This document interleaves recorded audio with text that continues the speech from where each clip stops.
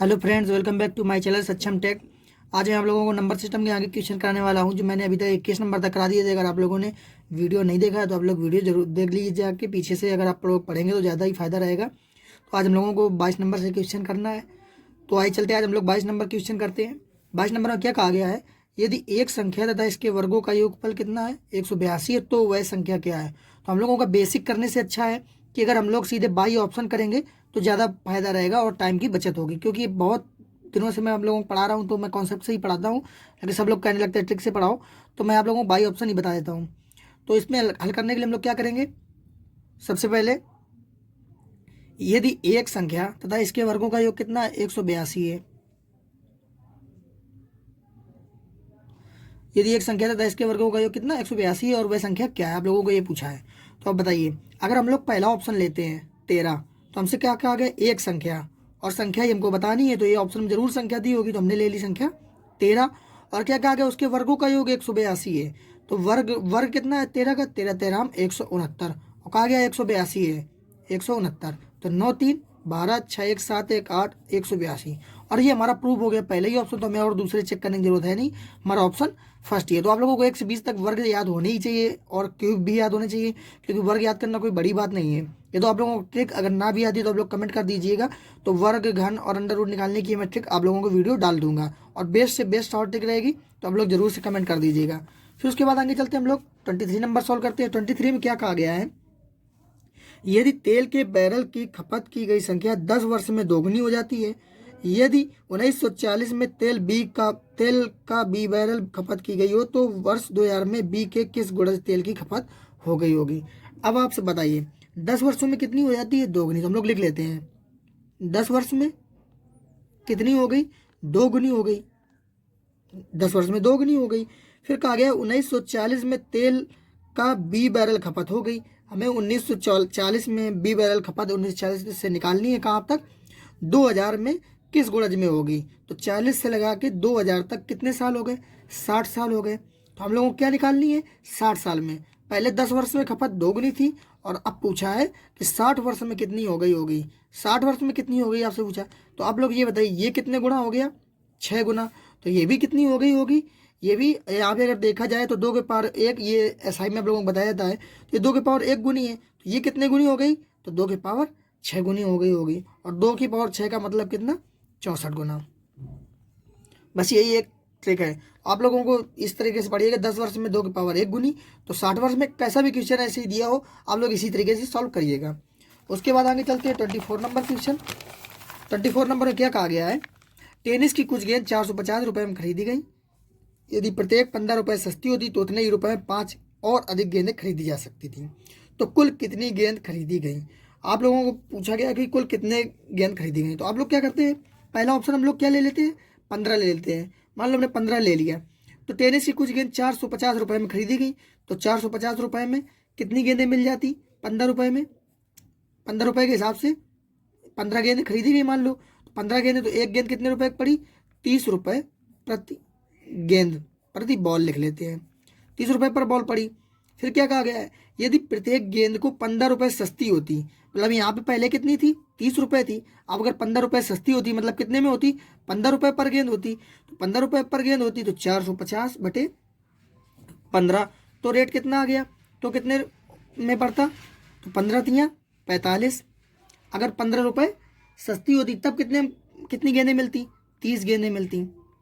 अगर 15 रुपये सस्ती होती तो 450 में कितनी गेंदें मिलती, 30 गेंदें मिल जाती। और पहले हम लोगों को जो गेंदें मिल रही थी वो कितनी मिल रही थी, 15 मिल रही थी। कितनी अधिक मिल गई, अगर हमने 15 रुपये पर बॉल सस्ती कर दी तो ये तो 15 गेंद अधिक मिल गई, जबकि सवाल में कहा गया है 5 और अधिक गेंदें खरीदी जा सकती थी। तो हमारा ये ऑप्शन तो ए है नहीं है। उसके बाद क्या करते हैं हम लोग, क्या करते हैं दूसरा कोई ऑप्शन देखते हैं। ये अगर आप लोग इस तरीके से करेंगे तो आप लोगों को जल्दी ही हो जाएगा। तो हम लोग सेकेंड ऑप्शन क्या मान लेते हैं, सेकेंड ऑप्शन हम लोग 10 ले लेते हैं, 10 लेके चेक कर लेते हैं। अगर 10 रुपये होता तो 450 बटे 10 कितने रुपए पर गेंद पड़ती, 15 रुपये पर बॉल पड़ती। अगर 10 ऑप्शन ले रहे हैं तो अगर 15 रुपये सस्ती हो गई, मतलब 30 रुपये पर बॉल हो गई, तो कितनी गेंदें मिल जाती 450 में, 30 का भाग देंगे जब, 0 से 0 कट जाएगा, 15 रुपये पर बॉल पड़ेगी, 15 रुपये पड़ेगी, 15 बॉल 15 बॉलें मिलेंगी। अगर मान लो ये 45 रुपये पर बॉल पड़ रही थी, अगर 15 रुपये सस्ती कर दी जाए, 30 रुपये कर दी जाए, 450 रुपये में 450 में जब 30 रुपये का भाग दोगे तो कितनी गेंदें मिल जाएंगी? 15 गेंदें मिल जाएंगी। और पहले हमने ऑप्शन कितना लिया था? 10 लिया था। कितनी ज़्यादा मिल गई? 5 गेंदें मिल गई। तो हमारा यही ऑप्शन प्रूव हो गया, ऑप्शन थर्ड। तो आप लोग इसको बेसिक से मत करिएगा। उसके बाद हम लोग आगे चलते हैं, हम लोग 25 नंबर कर लेते हैं। 25 नंबर में क्या कहा गया है? 3 लगातार सम संख्याओं का औसत, उनमें से पहली संख्या के 1/3 से 14 अधिक है, उन तीनों में अंतिम संख्या क्या है? तो हम लोगों को अंतिम संख्या बतानी है और अंतिम संख्या ही ऑप्शन में दी होंगी। तो अगर हम अंतिम संख्या 18 ले लेते हैं तो सम संख्या क्या होंगी? 14, 16 और 18, यही हो गई सम संख्या। अंतिम संख्या 18 हो गई। फिर क्या कहा गया है कि 1/3 से 14 अधिक है। तो अब बताइए, अगर पहली संख्या उन संख्याओं में पहली संख्या, इसका 1/3 करेंगे तो क्या आप निकलेगा? यहाँ पे आंसर पूर्णांक में आ रहा है और यहाँ पे पॉइंट में आंसर आएगा, तो ये तो हो नहीं सकता है।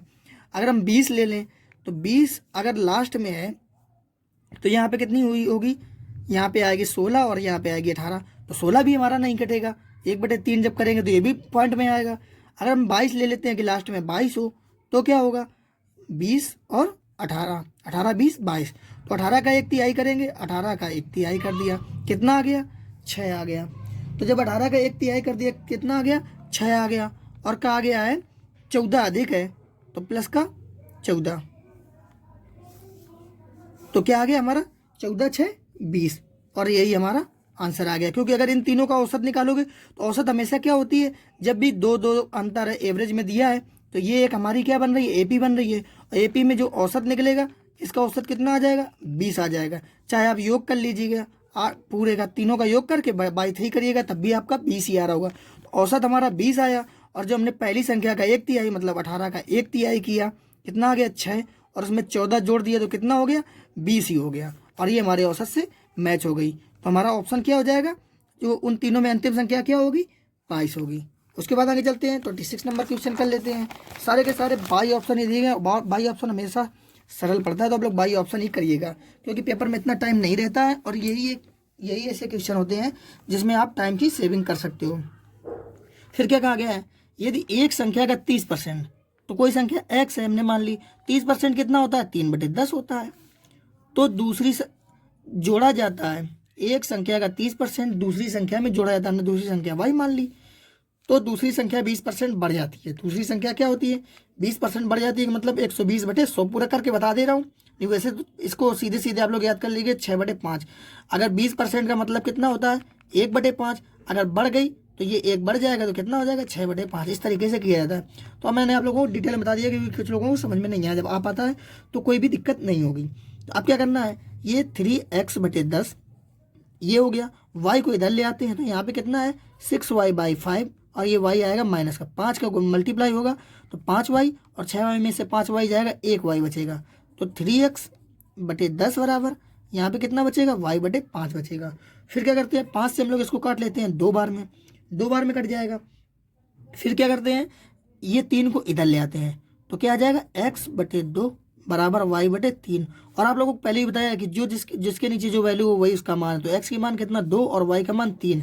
हमसे पूछा गया है कि पहली संख्या तथा दूसरी संख्या में क्या अंतर है। पहली संख्या हमने x मानी थी और दूसरी संख्या y मानी थी। क्या अनुपात है? तो 2:3। तो ऑप्शन सेकेंड। उसके बाद नेक्स्ट चलते हैं हम लोग अगला क्वेश्चन। 2 अंकों की एक संख्या तथा उसके अंकों को पलटने से बनी नई संख्या का अंतर कितना है? 54 है। तो अब आप बताइए इसमें क्या करना पड़ेगा? सीधे सीधे हम लोग इसको करते हैं। 2 अंकों की एक संख्या हम लोग क्या मानते हैं? तथा उनको अंकों से पलटने पर बनी नई संख्या का अंतर कितना है? 54 है। तो अब जो पहली संख्या क्या है? 10x - y, और अंकों से पलटने से बनी संख्या 10y - x, और इनका अंतर कितना दिया हुआ है? 54 दिया है। अब हम इन दोनों संख्याओं का अंतर निकालेंगे तो ये 10y में से y चला जाएगा, कितना बचेगा? और 10x में से x चला जाएगा, कितना बचेगा? 9x - 9y बचेगा। 9 कॉमन ले लेंगे तो 9x - y। तो ये हो गया हमारा अंतर। और हमें क्वेश्चन में अंतर कितना दिया है? 54 दिया है। तो x - y बराबर कितना आ जाएगा? 6 आ जाएगा। तो जो हमारा अंतर आएगा वो कितना आ जाएगा? 6, ऑप्शन फर्स्ट। अगर यहीं पे दे देता कि अंकों का योग कितना है, 55 मान लो दे दिया होता, तो आप लोग क्या करते? इसको यहाँ पे जब इन लोगों दोनों लोगों को यहाँ पे 10x + y और ये बदल देंगे तो 10y प्लस एक्स। अब क्या होगा, 10x और x कितने 11x हो जाएंगे, और ये जोड़ के कितना हो जाएगा 11y हो जाएगा। अगर 55 दिया होता तो 11 कॉमन लेके x प्लस वाई बराबर 55, तो x प्लस वाई बराबर कितना आ गया, ये 55 है तो कितना आ जाएगा 5 आ जाएगा, 11 से ये कट जाएगा 5 बने तो योग कितना आ गया 55 आ गया।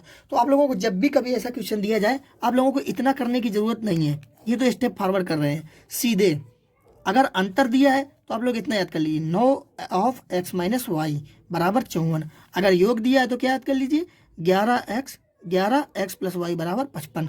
बस सीधे सीधे पूछता है तो इसमें टाइम की सेविंग हो जाती है, आप लोगों को थोड़ा भी ज़्यादा नहीं करना पड़ेगा, क्योंकि दो अंकों की संख्या का यही अंतर होता और ये योग होता है। तो हमेशा याद रखिएगा, ये सीधे सीधे आप लोग याद कर लीजिए। तो इसका जो आंसर होगा 6 होगा। उसके बाद चलते हैं हम लोग नेक्स्ट क्वेश्चन। नेक्स्ट क्वेश्चन है हमारा 28 नंबर। 28 में क्या कहा गया है, दो संख्याओं का गुणनफल 192 तथा उसका योगफल कितना है 28 है। तो उनमें से छोटी संख्या क्या, हमसे छोटी संख्या पूछी है, ऑप्शन में भी छोटी दी होगी, तो इन सब में से जो छोटा ऑप्शन है हम लोग उसी से स्टार्ट करते हैं। छोटा ऑप्शन क्या है 12। हम लोग मान लेते हैं कि जो पहली संख्या है वो कितनी है 12 है, और योग कहा गया 28, तो दूसरी संख्या जरूर से कितनी होगी 16 रही होगी, और इनका गुणनफल कहा गया 192, तो हम लोग इसका मल्टीप्लाई करेंगे 16 दूनी 32 और 16 दूनी 32 थी 22, 22 6 28 सॉरी। तो दूसरी संख्या क्या रही होगी, अगर हम लोग इसको 12 लेते हैं तो दूसरी संख्या 16 रही होगी, तो 16 दूनी 32 और 16 एकम 16 3 19, 192 आ गया हमारा। तो हमारी ऑप्शन क्या होगा थर्ड होगा। मान लो अगर आप लोग सीधे से ना कर पाते तो आप लोग 18 ले लेते। अगर आप लोग छोटी संख्या 18 लेते तो बड़ी संख्या कितनी लेनी पड़ती 18 10 28, तो क्या ये बड़ी है नहीं है, हम लोग सीधे से इसको हटा देंगे। अगर आप लोग छोटी संख्या 14 लेते तो बड़ी संख्या भी 14 होती, बराबर हम लोग ले नहीं सकते हैं क्योंकि छोटी और बड़ी कहा गया है। अगर आप छोटी संख्या 16 लेते और बड़ी संख्या 12 लेनी पड़ती, क्योंकि योग 28 दिया होगा तो ये बड़ी तो है नहीं, क्योंकि बड़ी तो ये हो गई, तो एक ही ऑप्शन बचता है। तो हम लोग को इसमें पेन भी नहीं उठाना था, सीधे ऑप्शन सेकंड मार देते हैं। तो हम लोग आज इतने ही रखते हैं, बाकी के आगे क्वेश्चन मैं डेली वीडियो डालता रहूँगा, तो हो सकता है एक दिन में 2-2 वीडियो डालूं। तो आप लोग चैनल को सब्सक्राइब जरूर कर लें और ज़्यादा से ज़्यादा लोगों को शेयर कर दें।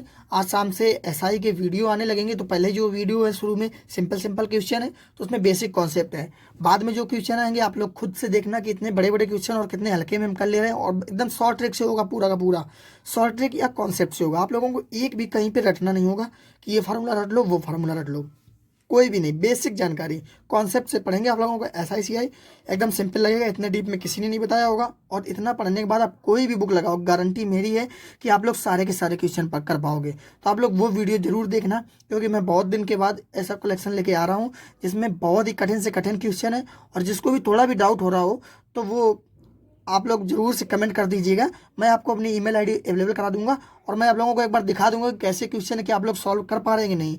कम से कम 6-6 7-7 लाइनों के क्वेश्चन है, और मैं वो आपको सिंपल से 3 लाइनों में ख़त्म करूंगा, मतलब लगभग 20 से 25 सेकेंड में। अगर 20 से 25 सेकेंड में मैथ क्वेश्चन आप कर ले रहे हो तो आपकी बहुत अच्छी प्रैक्टिस है। तो आप लोग चैनल जरूर से सब्सक्राइब कर लें, और वो जो वीडियो है वो आज से या कल से अपलोड होने लगेंगे, तो जरूर से आप लोग चैनल को सब्सक्राइब कर लें। सो फ्रेंड चलते हैं, मैथ्स मिश्रा के भी वीडियो अपलोड करता रहूँगा और साथ में उसके भी वीडियो आते रहेंगे। तो चैनल को सब्सक्राइब जरूर कर लें और ज़्यादा से ज़्यादा लोगों को शेयर कर दें। So friends take care, bye bye.